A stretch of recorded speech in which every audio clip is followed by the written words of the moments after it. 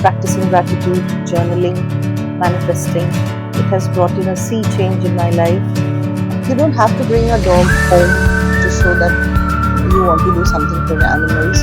Even in that process, you're learning so much. You're learning, you're unlearning.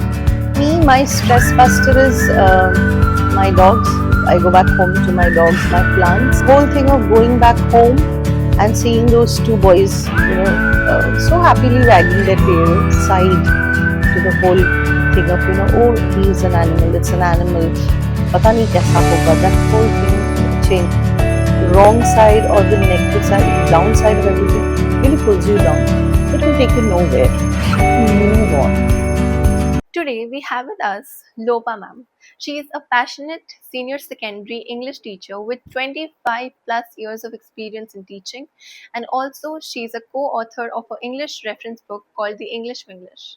She has worked at reputed institutions like the Samhita Academy and beyond classroom. She is a passionate animal lover. She stands for animal welfare. She actively supports causes that promote compassion towards them. So let's please welcome Lopa ma'am.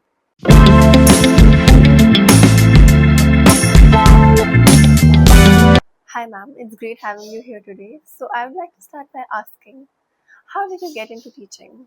How did you get introduced to teaching? Somewhere you have this kida, maybe I had it from my childhood. I used to teach an empty room when I had to study myself. So if I had to learn something, I would be teaching invisible students. So it used to be science experiments. It used to be a social studies, an answer. So I would start teaching invisible students, and that is how I learned the answers when would teach. So it has been there in me, and I just wanted to work, and after marriage, I just went for an interview that went well. I got the job and I started teaching, and that's when I realized that okay, I have it in me. Maybe I should take it forward. I should pursue this and see. And ever since, there has been no turning back. I've enjoyed my classes a lot. And how is teaching as a profession? It is very good. It is fun to be with students, uh, and it keeps you a learner through your life. You're always a learner. There is no end to learning. If you become a teacher, that doesn't mean that I know everything and I have gained everything and now I'm ready to impart. Even in that process, you're learning so much. You're learning, you're unlearning. When you're preparing for your classes, you are every year there is something new that I take. The same lesson I'm teaching, but every year there is something new that I get to know when I'm reading and preparing, and I take it to the class. So it is very it's nice. If you like to teach, it's a nice place to be in. It's a nice space to be in with students, and yeah, you enjoy a lot. After putting in such long hours at work, what is your stress buster? Considering you're an animal lover, I was about to say that. Yeah.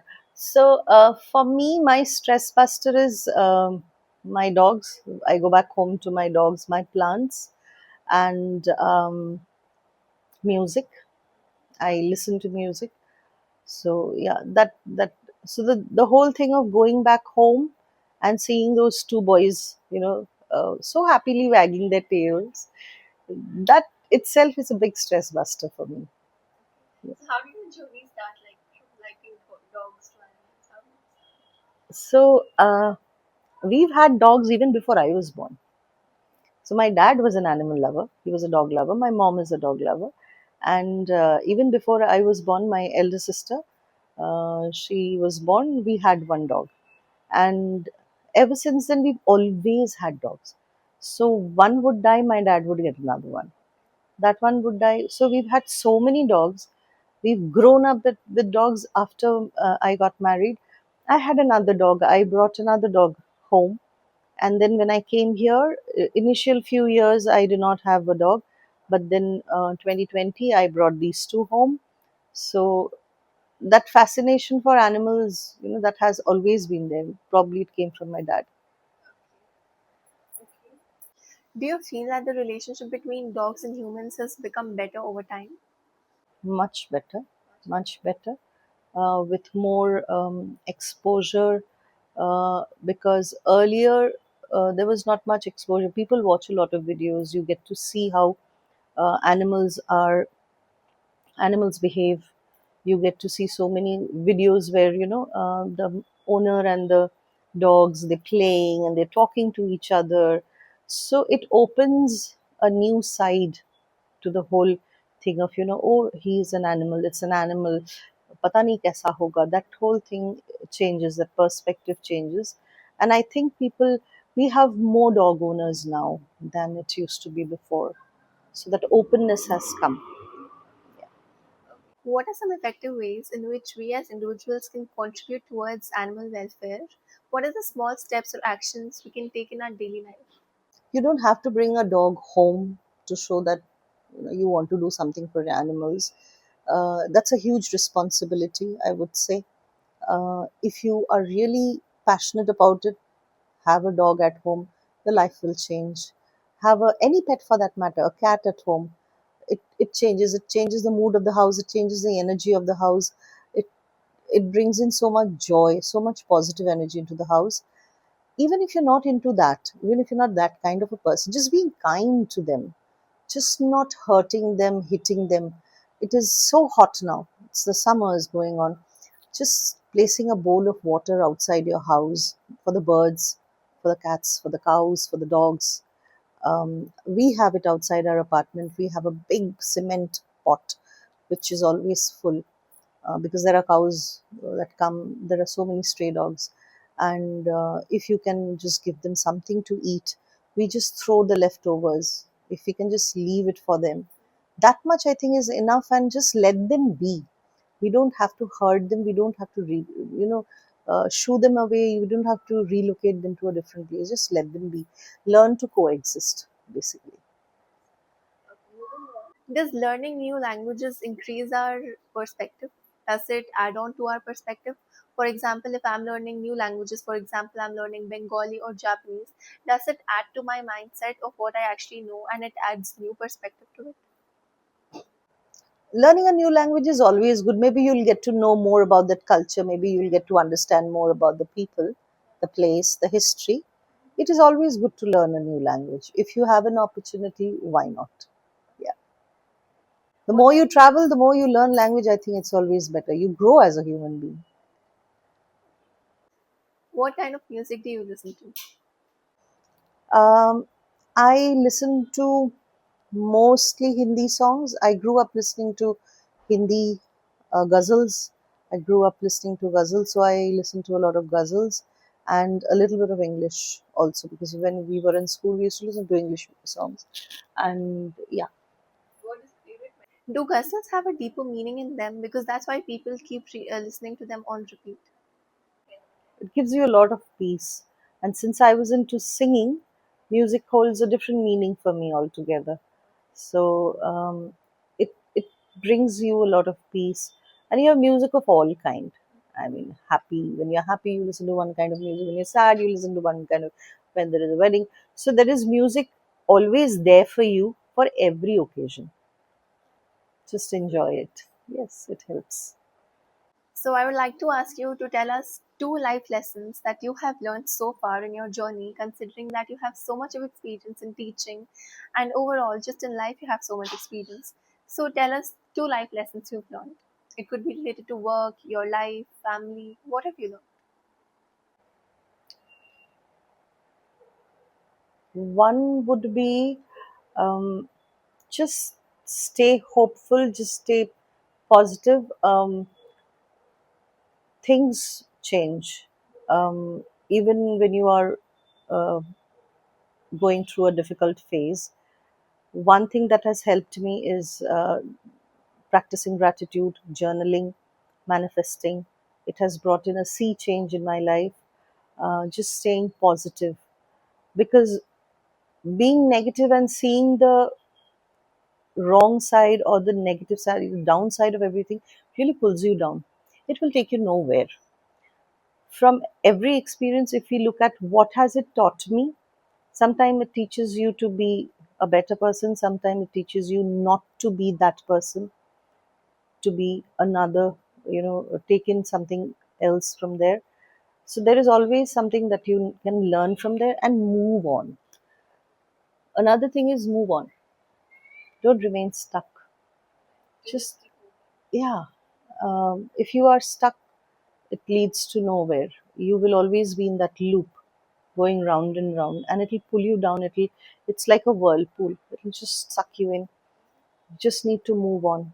Whatever has happened, that has helped me in my life, just move on, and always looking for something really nice going to happen, and that brings in that positivity, that brings in that excitement, for a better tomorrow, for a new day, new beginning, and with so much of joy and with so much of gratitude, because you can always feel bad about everything.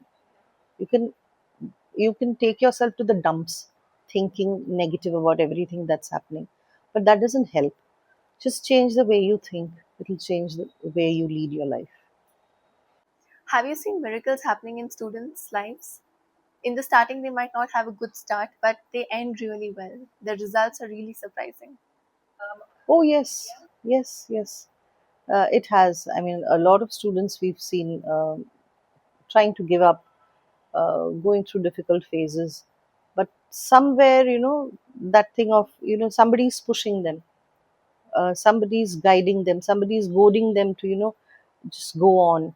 And you need to see small bits of success. It is not that you will achieve success overnight, suddenly. You need to see those small bits of successes. That becomes your impetus to do better, because once you have tasted this bit of success, you feel, okay, let me try a little more, maybe I will do better. So that becomes your, the push that you get, from there. So uh, there will be some good thing that you will see when you keep trying, and when you see that success, just go ahead, because you will see more success. How can parents help students in such situations, in such stressful situations? They have a huge role to play. uh, they are that, the children look up to, and seek their help, their guidance. So parents have a big role to play, just by being with them, guiding them in the right direction, not forcing them, not making them do things which the child is not really passionate about, because ultimately that person has to lead his life. Let him lead his life doing things he loves, instead of doing things somebody else loves.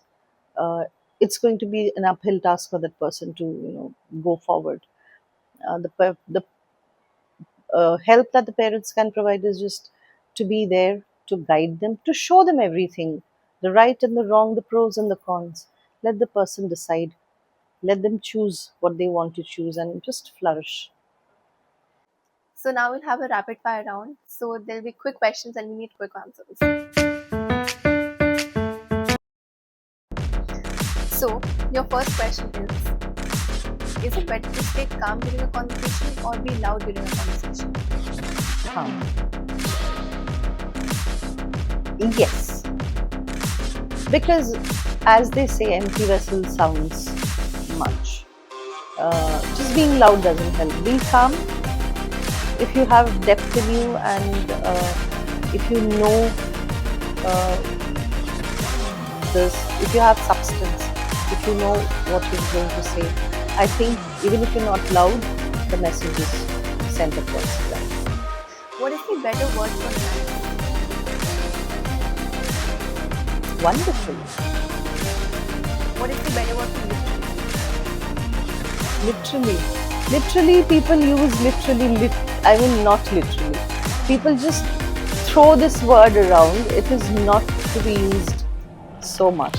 Literally has a different meaning when you're actually doing it. He literally told this, uh, but do not use it when the person hasn't done or said that at all. Yeah. What is the better word for small?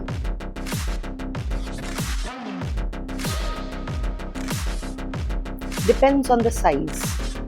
Small can be tiny, miniature, minuscule. It depends what you want to. What size are you referring to? Okay, how could you upgrade this sentence? He was angry. He was annoyed, he was agitated, he was irate. A professional way to say I don't know. I would like to come back later. According to you, which is the most overused word?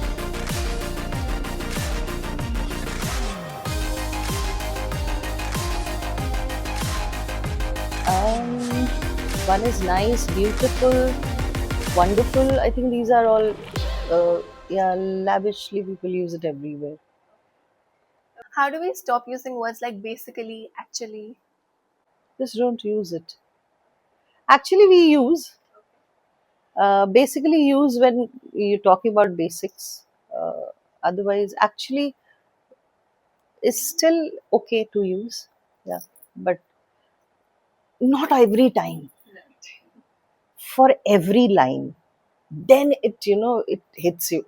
For every sentence, if you start saying actually, but yeah, it is a word that can be used otherwise.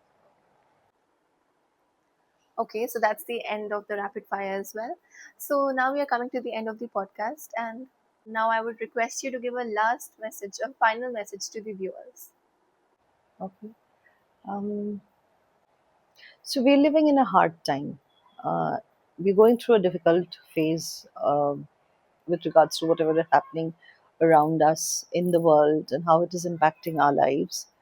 I think we need to enjoy the small moments of our lives, because there's too much happening around us and there is too much to worry about.